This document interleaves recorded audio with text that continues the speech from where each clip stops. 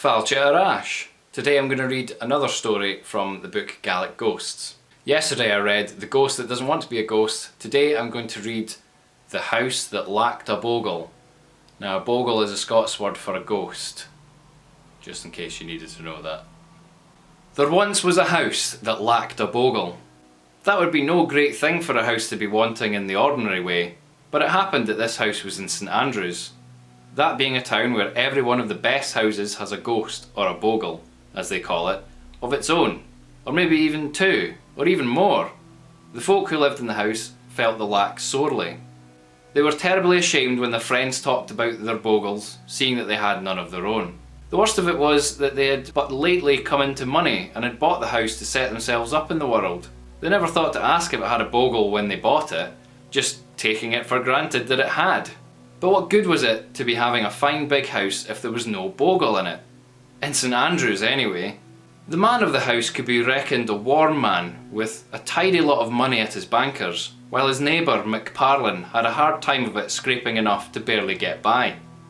But the McParlins had a bogle that had been in the family since the time of King Kenneth I, and they had papers to prove it. The woman of the house had 2 horses to her carriage, and Mrs McNair had no carriage at all. But the McNairs had 3 bogles, being well supplied, and Mrs McNair was so set up about them that it fair put one's teeth on edge to hear her going on about them and their doings. Thomas, the son of the house, told his parents that he couldn't hold up his head when chaps talked about their bogles at his school, and he had to admit that there weren't any in his house at all. And then there was Jeanette, the daughter of the house. Her name was really Janet, but she didn't like the sound of it being so plain. Well, she came home one day and banged the door to and burst into tears. And when they all asked her what was amiss, she said she'd been humiliated entirely because they hadn't a bogle, and she'd never show her face outside of the house again until her papa got one for her. Well, it all came to this. Without a bogle, they could cut no figure at all in society for all their money. They did what they could, of course, to set the matter right. In fact, each one of them tried in his own way, but not letting on to the others, however, lest they be disappointed if naught came of it. The man of the house kept an eye on McParlin's house, and found out that McParlin's bogle liked to take a stroll by nights on the leads of McParlin's roof. So one night when all the McParlins had gone off somewhere away from home, he went over and called up to McParlin's bogle.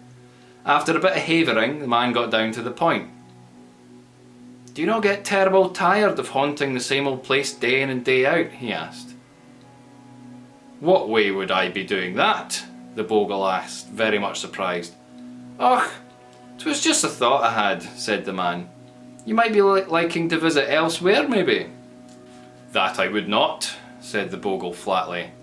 "Och well," said the man, "should you e'er feel the need of a change of scene, you'll find a warm welcome at my house any time, and for as long as you're liking to stay." The bogle peered down at him over the edge of the roof.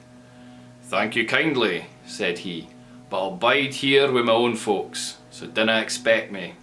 And with that he disappeared. So there was naught for the man to do but go back home. The woman of the house managed to get herself asked to the McNair's house for tea. She took with her a note to the McNair's bogles, telling them she was sure the 3 of them must be a bit cramped for room, what with there being so many of them, and the McNair's house being so small. So she invited any or all of them to come over and stay at her house, where they'd find plenty of room and every comfort provided that a bogle could ever wish. When nobody was watching, she slipped the note down behind the wainscoting in the McNair's drawing room, where she was sure the McNair's bogles would be finding it. The McNair's bogles found it all right, and it surprised them. They didn't know exactly what to make of the note when they read it. But there was no doubt the woman meant it kindly, they said to each other. Being very polite bogles, they decided that she deserved the courtesy of an answer to the note.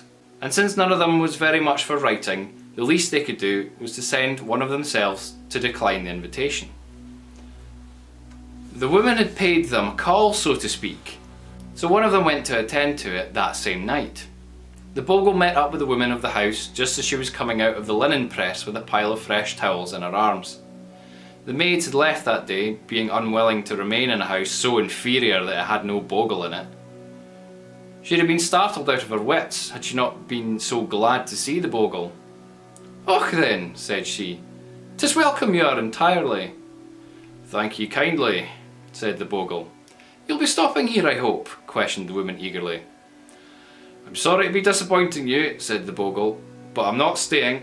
I'm needed at home." "Och now," said the woman, "and could they not make do without you for a month or two, or perhaps even a fortnight?" But she could see for herself that the Bogle was not to be persuaded. In fact, none of them would accept her invitation. That's what the Bogle had come to tell her. With their thanks, of course. "'Tis a sore thing," complained the woman. "What with all the money paid out for the house and all, that we have no Bogle of our own. Now can you be telling me why?" "I would not like to say," said the Bogle. But the woman was sure he knew the reason, so she pressed him until at last the Bogle said reluctantly, "Well, this is the way of it. The house is too young. Losh, 'tis not anywhere near 100 years old yet, and there's not been time enough for anything to have happened that would bring a Bogle of its own. And forby—" The Bogle stopped talking at that point. "Och, what more?" urged the woman. "Well," said the Bogle slowly, "I'd not be liking to hurt your feelings, but your family is not, so to speak, distinguished enough. Now you take the McParlins and the McPhersons and the McAllisters, their families go back into the far ages, and the McAlpines is as old as the hills and the rocks and streams. As for the McNairs," he added proudly, "och, well, the McNairs is the McNairs. The trouble with your family is that there's nothing of note to it. No one knows exactly where it would be belonging. There's no clan or sept to the name. Lush, the name has not even a mark at the front of it." "Aye," said the woman slowly, "I can see that fine." And so she could. For the truth was that they had come from Wigton and were not a Highland family at all. "Well," said the Bogle, "that's the way it is, so I'll bid you good night." And away he went like a drift of mist, leaving the poor woman of the house alone and uncomforted. The daughter of the house had taken to her bed and spent her time there, weeping and sleeping, when she wasn't eating sweeties out of a pink satin box and reading romantic tales about lovely ladies who had adventures in castles, just teeming with ghosts and handsome gentlemen in velvet suits of clothes. So there was no one left to have a try but the son, Tammas.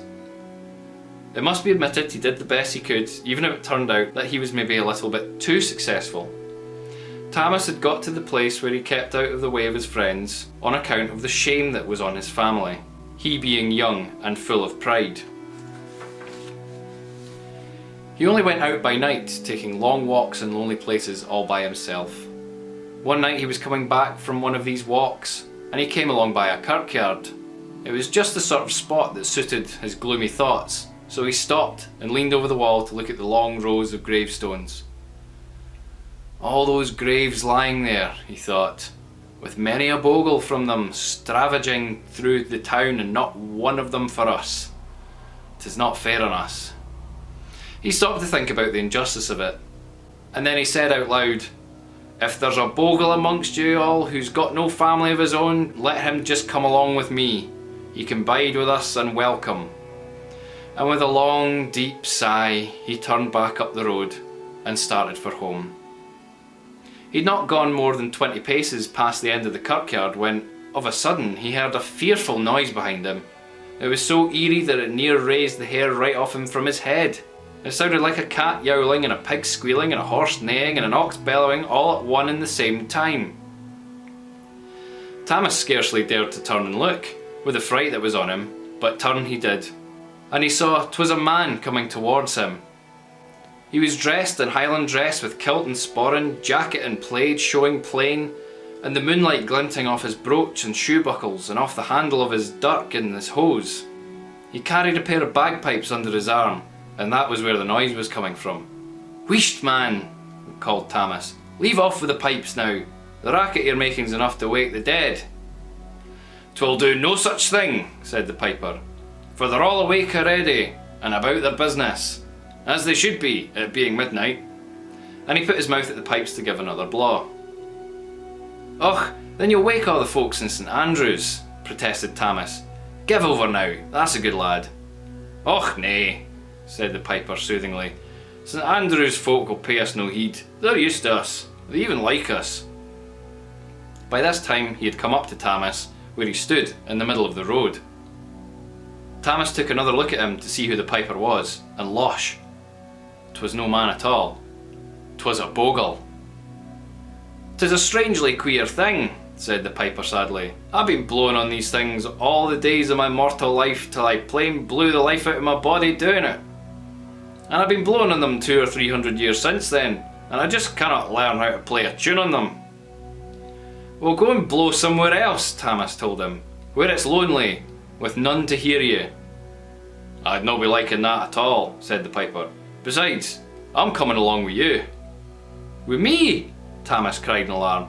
"Och aye," said the piper, and he added reproachfully, "You asked me, you know, did you not?"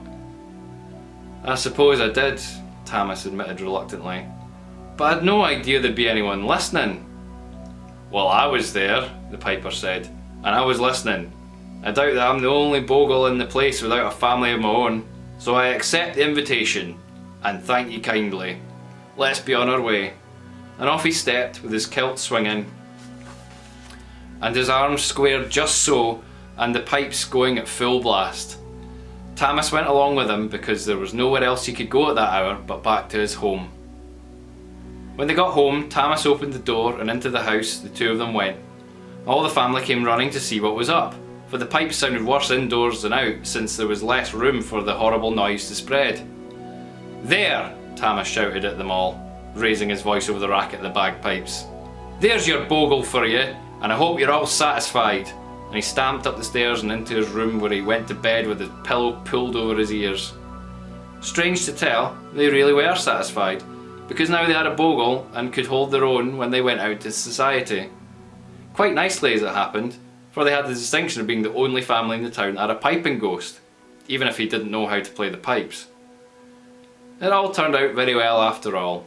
The daughter of the house married one of the sons of the McNairs and changed her name back to Janet, her husband liking it better. And she had a Mac at the front of her name at last, as well as her share of the 3 McNair Bogles, so she was perfectly happy. The mother and father grew a bit deaf with age, and the piping didn't trouble them at all. But Thomas decided he'd had all he wanted of Bogles and of St Andrews as well. So he went off to London, where he made his fortune and became a real Sassenach. In time he even got a Sir before his name, which gave him a lot more pleasure than he'd ever got from a Mac. The Bogle never did learn to play the bagpipes, though he never left off trying. But nobody cared about that at all. Not even the Bogle. Well, I hope you enjoyed that little story from St Andrews there. If you did, please like the video, share and subscribe, all that good stuff. Leave some comments. If you want to support the channel, there's ways to do so in the description down below. And I'll see you in the next video. Cheer in the rest of my ha.